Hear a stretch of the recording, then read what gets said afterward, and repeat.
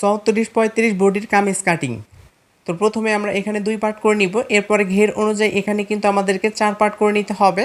এই ভাঁজের পরিমাণটা আমরা 12.5 ইঞ্চি দিয়ে নিব। এরপরে নিচের দিকে আমাদেরকে একটা মার্জিন করে নিতে হবে। এরপর 1 ইঞ্চি পরিমাণে মার্জিন করার পরে উপরের মার্জিন থেকে এখন কিন্তু আমরা লম্বাটা নিয়ে নিব। তো অবশ্যই কিন্তু আপনার লম্বাটা নেওয়ার পরে 1/2 ইঞ্চি প্লাস করে নেবেন।